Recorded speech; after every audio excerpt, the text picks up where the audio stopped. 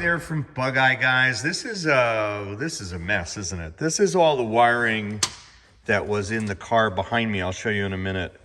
A car called Arty that we're rewiring completely. And this is a plug for putting in a new wiring harness, or having us put in a new wiring harness, get a new wiring harness, whatever it is. You end up with these cars inheriting a couple of things. First of all, you get a lot of oxidation. You notice the color of this twisted union. That's just corroding, and the resistance is increasing. The quality of the connections are diminishing. You have the cover decaying, the cotton cover, and that's pretty common. But the real issue is that the age, you can see even where it's cut here, that the copper is not all bright and shiny. So you end up with oxidation inside these harnesses, and then you end up with all kinds of Siamese taped on connections, and before you know it, you just basically have a mess like this. So we gutted all of this. This is all going in the trash.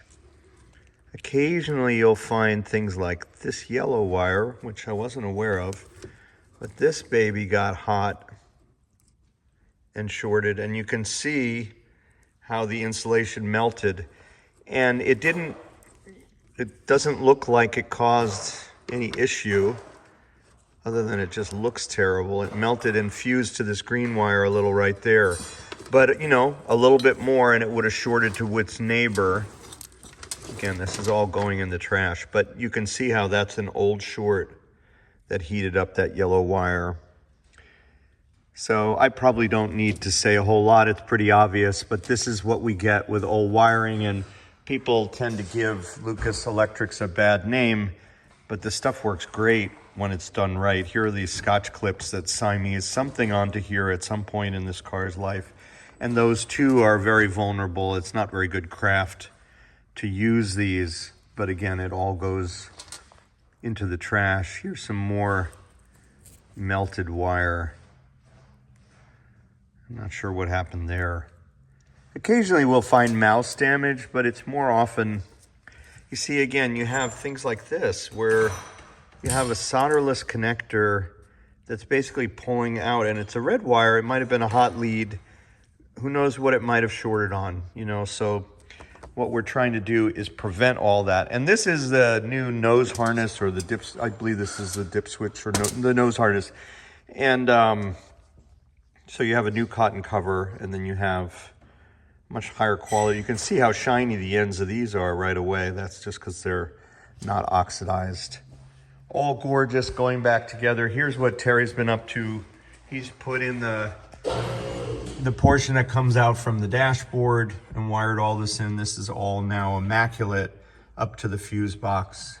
He's got a couple other leads running here and down to the generator and the coil, but very tidy. So that whole mess of stuff has all been cleaned up. Here's what the dashboard looks like. Now this also gives us a chance to refresh every connection behind the dashboard. So this has all been cleaned up and sanitized, and into the trunk as well, which all passes up through here. That's a brand new trunk harness, all properly rigged, so that we have these leads coming out for the tail and parking lights. He's just got them held together so they don't fall out, but he'll put that together in his next session.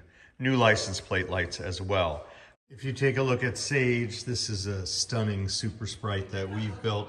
And Terry did, this is just showing you further along in the process. He's got an alternator and using a dummy regulator here as a junction box. But you can see how tidy all the wiring is. This is the nose harness running up through and secured to the X-bracing up to the park lights in the front. Park lights and turn signals in the front, just turn signals in the back, that is.